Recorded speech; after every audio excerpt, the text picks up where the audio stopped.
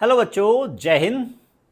तो अपने आप को एक्सप्रेस करने के क्या तरीका अपनाते हैं आप? किसी फंक्शन में आप जाते हैं तो अलग डिज़ाइन के कपड़े, लैंग्वेज का, डिफरेंट लैंग्वेज का इस्तेमाल, या आप कुछ यूँ एक्टिविटी करते हैं जिससे सभी लोग आपकी तरफ क्या हो, आकर्षित हो, यानी आपको देखें। उस तरह से सॉल्यूशन भी कुछ यूँ करता है कि इसमें जो सॉल्यूट प्रेजेंट है वो कितने तरीके से बताना चाहता है अपने आप को। यानी हम ये कहना चाह रहे हैं कि कोई सॉल्यूशन है तो उसमें जो सॉल्यूट प्रेजेंट है वो अपने को कई तरीके से दिखाना चाहता है। जी हाँ, मैं सॉल्यूशन के कंसंट्रेशन के एक्सप्रेशन की बात करने वाला हूँ, तो आप सही समझे हैं। तो आज हम पढ़ेंगे एक्सप्रेसिंग कंसंट्रेशन ऑफ सॉल्यूशन। यानी सॉल्यूशन बन गया है तो उसमें सॉल्यूट प्रेजेंट है, तो अपने आप को वो बताना चाह रहा है कि देखिए मैं इतना प्रेजेंट हूँ। इस विधि से आप जानना चाहेंगे तो ये मैं अपने आप को बता सकता हूँ, ये दिखा सकता हूँ। तो मैंने अब तुलना किया ना कि अपने आप को कोई कितने तरीके से एक्सप्रेस करता है, उस तरह से सॉल्यूशन के भी हम कंसंट्रेशन को भी एक्सप्रेशन करने के तरीके सीखने वाले हैं। तो पहला पढ़ेंगे परसेंटेज टर्म। ठीक है, परसेंटेज टर्म में 3 सब टर्म होगा, मास, वैल्यूम, मास बाय वैल्यूम। तो चलिए पढ़ते हैं पहले परसेंटेज एक्सप्रेशन। ठीक है, परसेंटेज, ठीक है, जिसमें 3 पढ़ेंगे हम, W by W, volume by volume और W बाई वैल्यूम, और सब में रहेगा परसेंटेज। तो W by W percentage, volume by volume percentage और W बाई वैल्यूम यानी मास बाई वैल्यूम। ठीक है, तो इसको वर्ड में बोलें तो mass by mass percentage, mass by mass percentage. इसको बोलेंगे वॉल्यूम बाई वॉल्यूम परसेंटेज। ठीक है, और इसको बोलेंगे मास बाई वॉल्यूम। ठीक है ना, मास बाई वॉल्यूम परसेंटेज। तो ये 3 तरीके क्या है, एक ही बेस्ड पर है, एक ही प्रिंसिपल बेस्ड है। वो क्या है कि जहाँ भी परसेंटेज की बात होती है आपके दिमाग में तुरंत 100 का मल्टीप्लाई आता है। सही भी है, यही होना भी चाहिए। जो आप अपना परसेंटेज स्कोर जो मार्कशीट का निकालते हैं कि मान लीजिए 500 क्या है आपका टोटल है, ये होल मतलब टोटल मार्क्स है, आपने पाया है 480। तो परसेंटेज निकालना होगा तो कैसे निकालते हैं, जितना आपने पाया है टोटल जितना का क्या होता है स्कोर होता है, उसमें आप क्या कर देते हो 100 से मल्टीप्लाई कर देते हो, ये आपका क्या हो जाता है परसेंटेज आ जाता है। सेम वैसे ही आप मास परसेंटेज या वैल्यूम परसेंटेज या मास बाई वैल्यूम परसेंटेज निकाल सकते हैं, क्या करके 100 से मल्टीप्लाई करके। ठीक है ना, तो आइए देखते हैं पहला मास बाई मास परसेंटेज, जिसको आप W बाई डब्लू भी बोलते हैं, वो कैसे निकालेंगे। तो यहाँ पर हमें किसको दिखाना है, मेनली किसका हमें निकालना है कि जो सोल्यूशन है उसमें सॉल्यूट कितना है। तो हम W बाई डब्लू को लिख सकते हैं क्या, पहले वाले को यहाँ नीचे लिख दे रहे हैं W बाई डब्लू परसेंटेज। तो यहाँ लिखेंगे मास ऑफ सॉल्यूट, सॉल्यूट का मास अपान मास ऑफ सॉल्यूशन। ठीक है, सॉल्यूशन में दोनों चीज़ होता है, मास सॉल्यूट भी होता है, सॉल्यूट का भी और सॉल्वेंट का भी, ये दोनों का मास जिसको आप सॉल्यूशन बोलते हैं, दोनों का मास होना चाहिए। अब मल्टीप्लाई क्या करेंगे, जब परसेंटेज की बात है तो मल्टीप्लाई जाहिर सी बात है कि 100 रहेगा। ठीक है ना, क्लियर है, mass of solute, mass of solution या सॉल्यूट प्लस सॉल्वेंट का मास इंटू 100। उस तरह से W बाई डब्लू में क्या करेंगे, सॉरी वैल्यूम बाई वैल्यूम में क्या करेंगे, यहाँ मास की जगह क्या यूज करेंगे वॉल्यूम। ठीक है ना, वॉल्यूम ऑफ सॉल्यूट।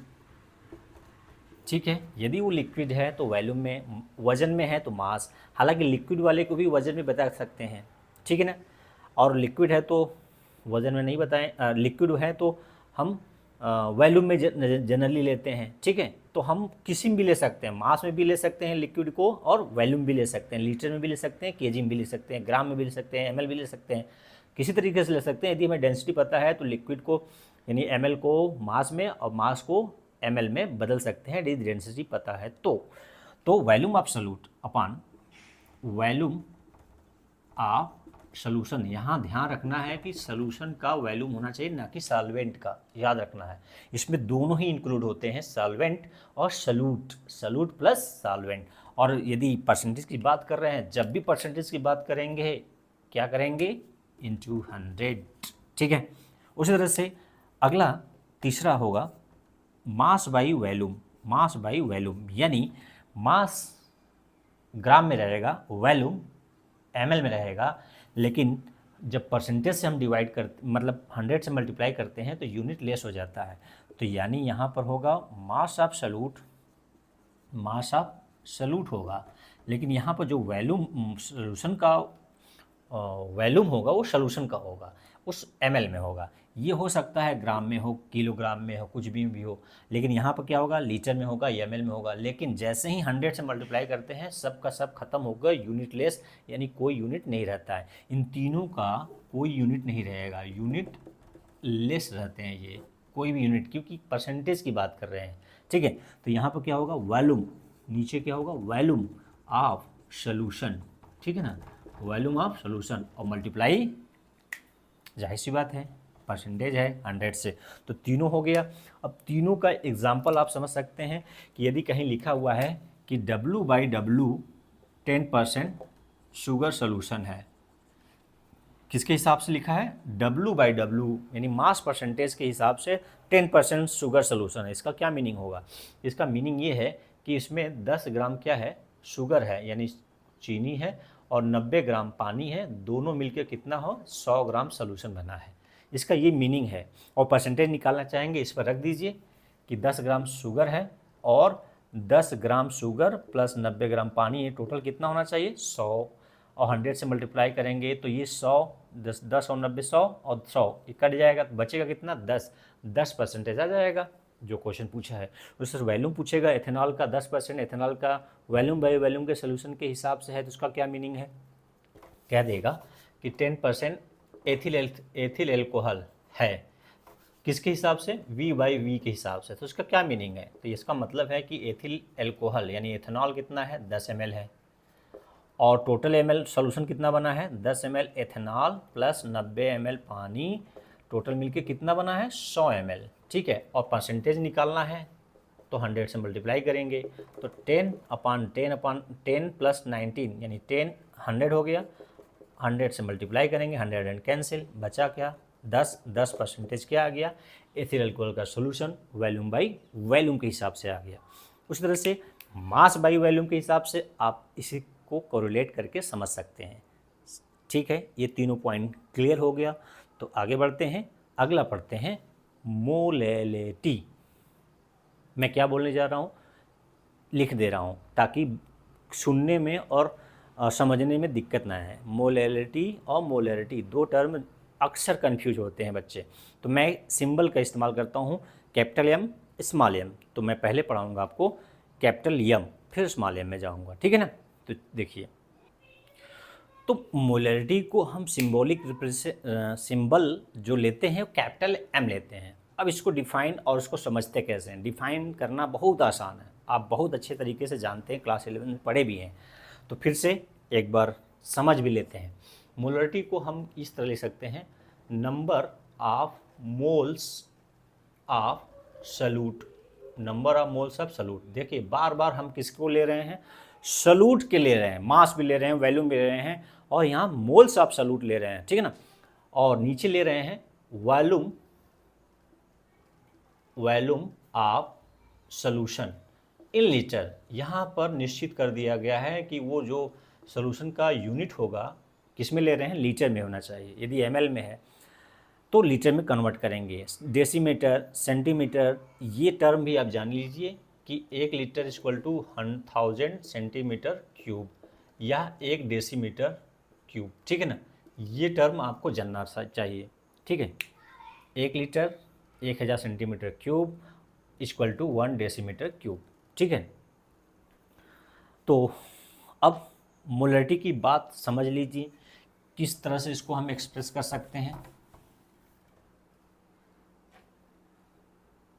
देखिए, तो नंबर ऑफ मोल्स आप पहले से जानते हैं, नहीं जानते हैं तो एक बार उसको भी हमें रिवाइज करने की आवश्यकता होगी।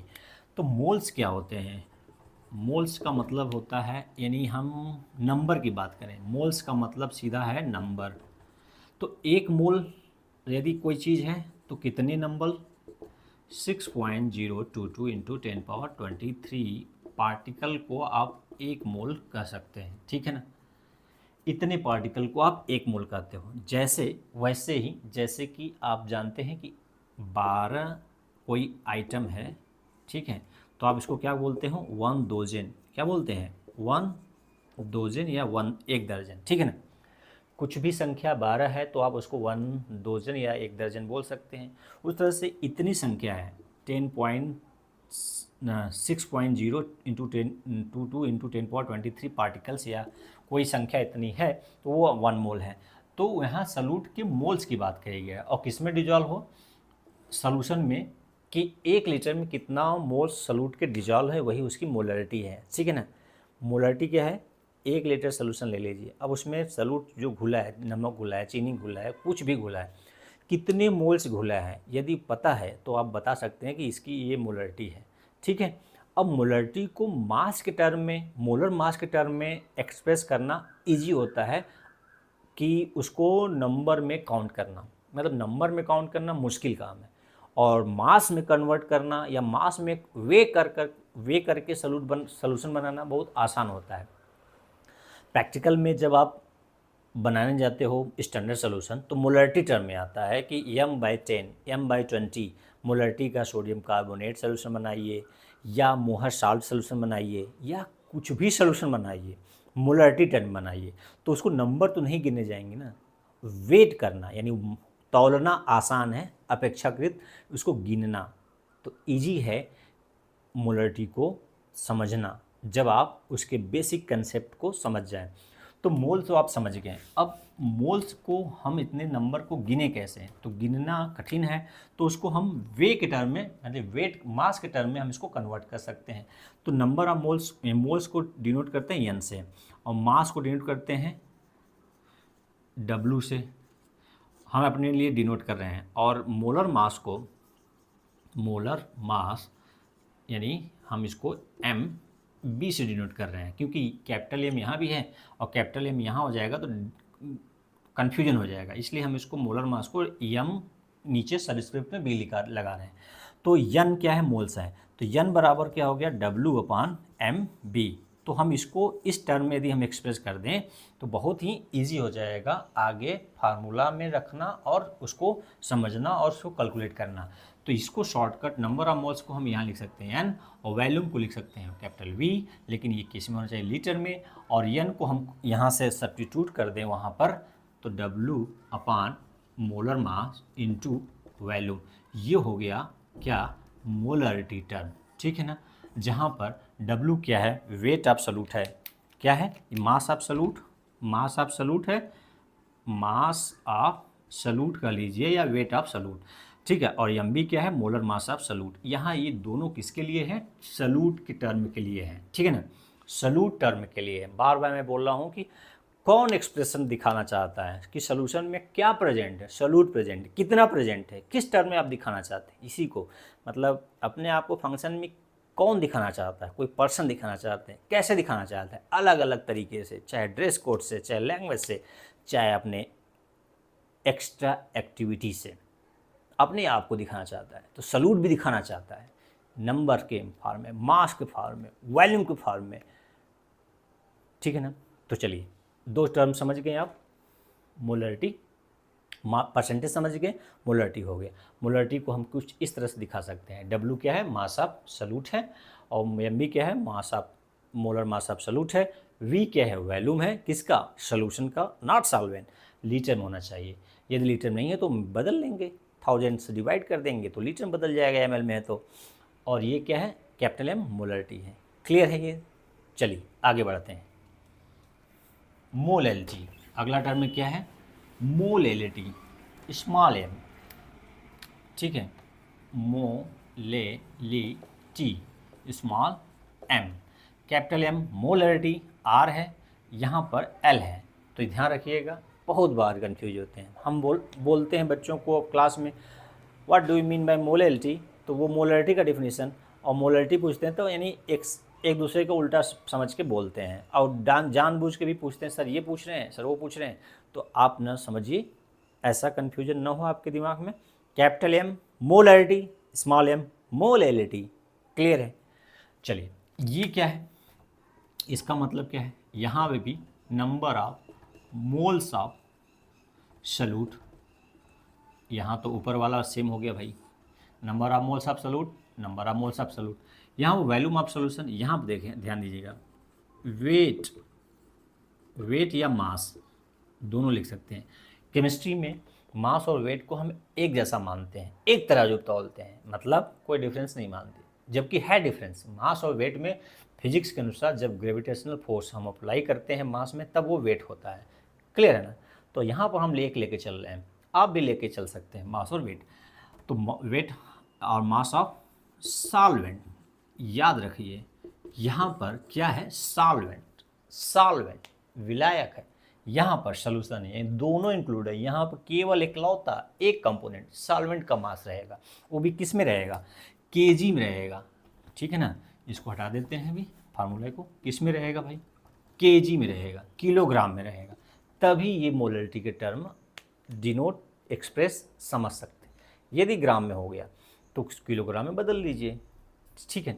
तो अब इसको शॉर्ट कर रिप्रेजेंट करते हैं, ऊपर वाले को किस लिखेंगे, एन, नीचे वाले को कैपिटल डब्ल्यू ब्रैकेट में लिखेंगे केजी, ठीक है। ये स्मॉल एम हो गया। और अभी एन को आपने खोला था, कैसे खोला था, गिवन वेट ग्राम में, यदि ग्राम में है, molar mass M B into capital W, यदि ये ग्राम में है तब आप ग्राम को क्या करेंगे, यदि किलोग्राम में है तो ठीक ठाक है, यदि ग्राम में ये है तो देखिए दोनों चीज़ तो 2 यूनिट में हो नहीं सकता, तो इसको जब ये ग्राम में है तो ये ग्राम में है, तो ये ग्राम में होना चाहिए। तो जब ये ग्राम में है तो आप कर दीजिए 1000 से डिवाइड, और 1000 को कर लीजिए ऊपर, तो हो जाएगा ये कुछ ऐसा, ठीक है ना। क्योंकि सभी ग्राम में होगा तो ग्राम को किलोग्राम में कन्वर्ट करने के लिए 1000 से डिवाइड किया गया, 1000 डिवाइड जो नीचे था वो ऊपर चला जाएगा। तो क्या फार्मूला बन गया, स्मॉल एम बराबर W upon M B capital W in gram into 1000, ये हो गया स्मॉल एम के लिए। अभी कैपिटल एम के लिए क्या देखे थे आप, कैपिटल एम के लिए था W M B into volume, यदि लीटर में है तो, यदि ये लीटर में है तो, यदि ये ml में है तो यहाँ पर भी 1000 से क्या करेंगे, डिवाइड करेंगे, जो कहाँ जाएगा, ऊपर जाएगा, तो कुछ इस तरह से हो जाएगा, ठीक है ना। ये ml में है तो ऐसा आएगा, ये मोलरिटी टर्म है कैपिटल एम, ये मोलरिटी टर्म है स्मॉल एम। तो दोनों में अंतर और समानता क्या है, दोनों में नंबर ऑफ मोल्स है, लेकिन अंतर क्या है, यहाँ पर सॉल्वेंट है और यहाँ पर सॉल्यूशन है, ये लीटर में है, ये किलोग्राम में है। कई बार पूछा जाता है, दोनों का यूनिट पूछा जाता है, क्योंकि यूनिट से ही उनका कंसेप्ट बच्चे का समझ में आ जाता है। तो इसका यूनिट क्या हो जाएगा, मोलरिटी कैपिटल एम का यूनिट क्या हो जाएगा, इसका हो जाएगा मोल पर लीटर, और स्मॉल एम का क्या यूनिट हो जाएगा, मोल पर केजी इनवर्स, यानी मोल लीटर इनवर्स, इसके लिए क्या हो जाएगा, मोल केजी इनवर्स, ठीक है ना। ये नीचे नहीं दिख रहा है, फिर से देख लीजिए, ये देख लीजिए, ठीक है ना। ये mole K G inverse molarity small M का, और मोलरिटी कैपिटल एम का क्या हो गया, mole litre inverse, mole K G inverse, ठीक है। यूनिट यानी मात्रक भी हो गया। तो बात समझ में आ गई दोनों का। तो हमने 3 टॉपिक कवर किया, हालांकि हमने तो 5 हो गया, 3 उसमें 2 इसमें, लेकिन हमें परसेंटेज को हम 1 मान रहे हैं, उसमें 3 था, ठीक है। अब आगे बात करते हैं किसकी, स्ट्रेंथ की। अगला क्या है, स्ट्रेंथ। स्ट्रेंथ को हम कैसे दिखाएंगे, क्या समझेंगे, और ये प्रैक्टिकल में पूछा भी जाता है, लिखा भी जाता है। स्ट्रेंथ यानी आपका पावर, किसका पावर, स्ट्रेंथ, मजबूती। यहाँ मजबूती से ना होकर कि उसी जो मोल्स की बात कर रहे थे वो ग्राम में बताएंगे बस। जी हाँ, आप जो समझ रहे हैं ना, मोल्स मोल्स मोल्स, अब उसको हम ग्राम में रिप्रेजेंट करें। सॉल्यूट के जो मोल्स की जगह वेट ऑफ सॉल्यूट इन ग्राम पर लीटर ऑफ सॉल्यूशन, यहाँ वॉल्यूम ऑफ सॉल्यूशन रहेगा, बस मोल्स की जगह। मोलरिटी में क्या था, मोलरिटी में एन था, अपान क्या था, वी था, और स्ट्रेंथ में क्या हो जाएगा, मास या ग्राम, मास ऑफ सॉल्यूट इन ग्राम, किसमें, ग्राम में, और volume of solution, volume of solution in litre, ठीक है, किसमें होगा, लीटर में। यानी शॉर्टकट लिखें तो मास तो W अपान वॉल्यूम बस लीटर में कर दीजिए। यहाँ मोल्स की जगह क्या हो गया, वेट हो गया, तब ये कहलाएगा क्या, स्ट्रेंथ। स्ट्रेंथ को कोई सिंबल नहीं होता है, इसलिए पूरा स्ट्रेंथ लिखिएगा आप, ठीक है ना, जिसको हिंदी में क्या बोलते हैं, ग्राम प्रति लीटर सांद्रता। और इसको आपको रिप्रेजेंट करना है प्रैक्टिकल में कि मोलर मास मोहर केमनोफोर का मोलरिटी और स्ट्रेंथ फाइंड करना होता है।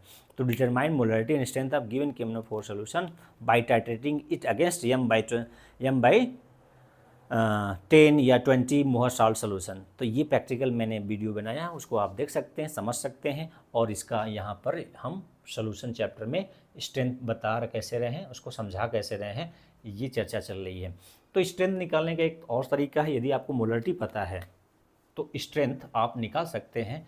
तो स्ट्रेंथ इक्वल टू होता है मोलरिटी, यदि मोलरिटी आपको पता है, इनटू मोलर मास। जिस चीज़ का निकालना है उसका यदि मोलरिटी पता है तो मोलरिटी यानी capital M into molar mass MB, तो ये क्या निकल जाएगा, स्ट्रेंथ। ये भी तरीका है जो प्रैक्टिकल में अप्लाई करेंगे, आप करेंगे, केमनोफोर का निकालेंगे, मोलरिटी और स्ट्रेंथ भी। तो केमनोफोर का यदि आपको मोलरिटी मान लीजिए आ गया है 0.01 मोलर आ गया है केमनोफोर का, तो इसकी स्ट्रेंथ पूछ रहा है, तो इसका स्ट्रेंथ मोलरिटी 0.01 और मोलर मास कितना होता है उसका 158, किसका, केमनोफोर का। ध्यान रखिए कुछ बच्चे यहाँ पर गड़बड़ी करके 392 यानी मोहर साल्ट का मोलर मास रख देते हैं और रिप्रेजेंट कर देते हैं, यदि हम टीचर न देखें तो वो गलत होगा, ठीक है ना। तो इस तरह से ध्यान रखना है स्ट्रेंथ निकालने के लिए। हो गया, स्ट्रेंथ भी समझ में आ गया। तो आपकी स्ट्रेंथ क्या है, कमेंट सेक्शन लिखेंगे आप किस मामले में बहुत ताकतवर हैं। तो यहाँ स्ट्रेंथ का मतलब है कि कितना सॉल्यूट प्रेजेंट है, किसमें, सॉल्यूशन में, किस यूनिट में बताया रहा है, ग्राम पर लीटर। इसका यूनिट क्या हो जाएगा, ग्राम पर लीटर में, ठीक है। तो स्ट्रेंथ भी हो गया। तो अगला पढ़ते हैं, क्या पढ़ेंगे अगला, ppm पार्ट्स पर मिलियन, मोल फ्रैक्शन, ठीक है, और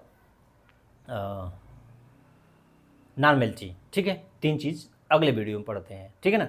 तो आज के लिए इतना ही, फिर मिलते हैं अगले वीडियो में। क्या क्या पढ़ेंगे, ppm, मोल फ्रैक्शन और फॉर्मेलिटी और नॉर्मेलिटी, 4 चीज़ों को अगले वीडियो में। तो आज के लिए इतना ही, फिर मिलते हैं। जय हिंद, जय भारत।